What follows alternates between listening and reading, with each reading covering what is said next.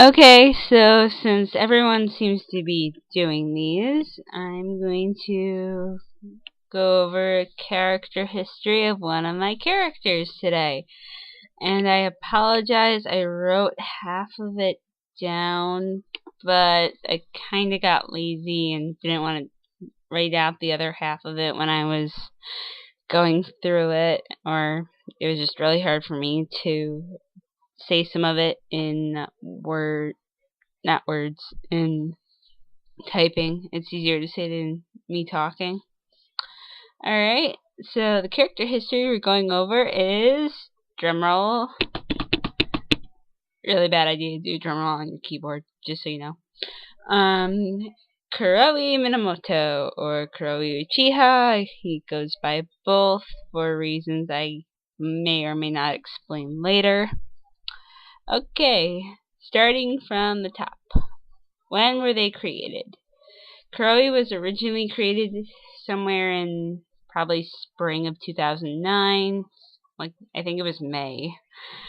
Originally, he was supposed to be for a crossover I had of Digimon Frontier and Naruto. He was actually Koichi Kimura. I had I had Koichi as a character for a Naruto fanfiction. He was going to be the main character, since I was really mad that he didn't get like any episode time in Digimon Frontier, and there was there was not going to be any sequel for Digimon Frontier. So I'm like, okay, let's combine it with my favorite anime show at the time, Naruto, and well, that was the beginning of Kuroi, actually. And when I went through the idea more and more, I didn't like it being a Digimon Frontier crossover because of the idea I had, where basically, besides Koichi and Koji, I was gonna have Takuya, Izumi or Zoe, Tomoki or Tommy, and Junpei or JP also in there, and they were going to be either siblings or relatives of twins, and after a while I didn't like that idea and wanted to just make my own characters. So Koichi ended up turning into a character named Kuroi Kiba Ryu Uchiha. And yeah, I know everyone, Uchiha character, screw me all the way. But seriously, my first Naruto character. Well, actually, he's not my first Naruto character. Just so you know, my first Naruto character was Keiko Uzumaki, my next gen version of a daughter of Hinata and Naruto. So Kuroi, at the time, Kuroi Kiba, was my first male character of Naruto and my second Naruto character altogether. Also, he was not a very good character, and I didn't really like his name being Kuroi Kiba. It was way too long for me to type, and kind of annoying, since I was just like, let's look up what Black Fang is in Japanese, and that is literally how he got his name, because he was supposed to be named after the Black Fanged Dragon. Yeah, I was very creative, and that was sarcasm. Okay, and since I didn't like his name being that long, I cut it to Kuroi, and even now, I still kind of am iffy on his name, but I actually had an excuse this time. His name, Kuroi, is actually part of something bigger than it originally was. It would, so I'll get to that later, hopefully. If not, you guys could say that I didn't in the comments, and I will write it in the summary portion of the YouTube video. Okay, now moving on. Looks. What have I changed about them? Well, since he was originally supposed to be Koichi, he, in my head, had that blackish / grayish blue. If anyone knows the actual color, please tell me. Hair that Koichi had for Digimon Frontier. Then I kind of changed that, so he was supposed to have flat navy blue hair and indigo eyes. But when you only have MS Paint and you realize that there are like 7 different versions of indigo for computers, that didn't go the way I wanted to, so I would end up just doing his eyes dark blue that matched his hair color most of the time. And sometimes I'd shift to lighter blues, and I fix the hues depending on the amount of light. And I still do this, but again, I'll get to that, hopefully, why I do that. Also, when I first started making Kuroi, I had him wearing a lot of different weird-looking clothing. If anyone knows me, I like to make my characters often not wearing the same clothes because I feel it's tacky and it doesn't really give you a real good idea of how people are. I don't know about you, but the only reason why I had the same clothing and multiples of it was because I went to a Catholic school and I wore a uniform. And I know in anime it's supposed to be their signature look, hence why they wear this clothing. But at the time when I was making them, I didn't think of that really too much. So I'd have him wear things that were like black, white, or red for a theme in them, and one of his first pictures was just him wearing a crimson colored shirt. Really, it was just a crimson colored t-shirt, nothing else.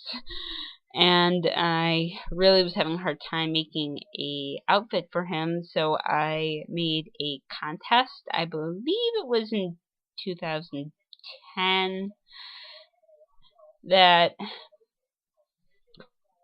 excuse me, I'm not entirely sure. It might have been 2010. It might have been fall of 2009. I can't remember.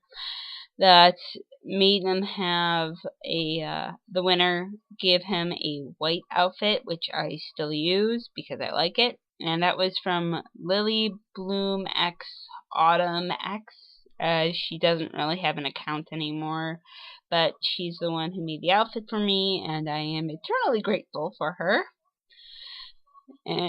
doing that. Also, Shippuden look. Yeah, you guys are gonna hate me for this. I never gave him one, and I'm still not sure what to give him. Hence why all of my pictures of him are in his pre-Shippuden look. Yeah, you could hit me for this, guys. I really don't know what to do with his look. I'm kind of between a rock and a hard place at times. And biggest reason why he doesn't have one was because he was never going to make it to Shippuden. I was going to kill him off. And his twin Shiro. I was going to kill my twins in pre-Shippuden. Yeah, that's not happening anymore. If anything, I might fake their deaths. Maybe. Big maybe on that. I don't know why, but for some odd reason, I really didn't like the idea of killing them off after a while. Probably because I started RPing with them with my friend Emmy Imi from YouTube, and she's also my high school friend, so I probably liked them way too much to just get rid of them easily. And, yeah, there's one other reason why he doesn't have a Shippuden look right now. The thing is, he's technically a ninja for the Leaf Village, but he's also a ninja for a village I made up called the Storm Village, or Rashikucha. And it's technically, you don't want to live there. Okay, how to explain this? You don't want to live there if you can't stand constantly changing weather. And Storm Village is kind of based off the city I live in because I live right next to a lake, which causes something called lake effect weather, which means, well, for my city, it practically means perpetual winter because I get winter starting sometimes in September and it doesn't end till May. Maybe. I've had snow on the ground as early as October 10th, and I've had snow as late as Memorial Day. I kid you not, that is where I live, and that's how it is, and I don't live in Alaska. I just live in a very wacky place. But Storm Village is based off of that, and that's where Kuroi's actually from. He's not from the Leaf Village. And that is something that hasn't changed, surprisingly enough. Sorry, a little off track. My script isn't perfect. Moving on to the next point. What were they first like? Originally, as I said before, he was based off Koichi, and he was supposed to have kind of a meek and mild personality, and then I added in him being hyper paranoid, obsessively paranoid, and he was kind of lame. I will admit that. My first version of Kuroi was pretty lame. I don't think I liked the old version of him at all. He was kind of bipolar, or yeah, I would call it bipolar, and it really wasn't good at all. There wasn't any rhyme or reason for his mood changes, and seriously, he'd go from like being, oh, I'm all happy, and now I'm all depressed, and I know that's not really bipolar, because bipolar is 1 month you might be happy, the next month you might be depressed, the next month you might be something else. I know now that that's not really bipolar, but the best way to describe his mood was maybe manic depressive. I'm not entirely sure. It was just like there was no rhyme or reason for his mood changes. Let's just go with that. So I kind of, after that, decided, oh, let's have him have a third personality. Yeah, that didn't work out too well. I scrapped this idea almost immediately after I made it. Well, not immediately. Maybe I had it for like a month and then I scrapped it. The point is, I had this mediator type personality, which was supposed to be not as crazy as when Kuroi's possessed by his demon Yin, but not as sane as when he's Kuroi. It was just bad. The character had blue hair and red eyes, and you could find like maybe 6 pictures of him at most on PhotoBucket underneath my PhotoBucket account, underneath one of the categories. I couldn't tell you what. My PhotoBucket's been messed up for a couple years now. I don't even know where half my stuff is on it sometimes. And as a side note, Yin has been a part of Kuroi's character since the beginning, but I have changed Yin's character as well and how he interacts with Kuroi. It's actually a little bit more interesting now, because Yin is as much as part of Kuroi's personality as, well, Kuroi. And I will quickly talk to you about what Yin is. Yin is the black dragon of the Land of Storms. He is the co-creator of the Land of Storms, and technically you could call him a land god. He's not of a god status, he is a demon. I'm going to put that out. Yin is a dragon demon. Not a tailed beast, not a god, just a demon. Very powerful demon, but he's not a tailed beast, because he does not come from the Jubi.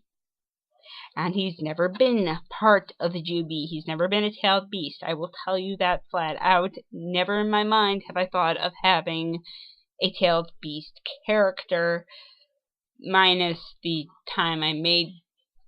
I have made tailed beast characters, but technically They were the human personifications of the tailed beast, and that was it. But again, Yin has never been a tailed beast. He's just been Yin. The only difference is I kind of made Yin. Yin's a psycho.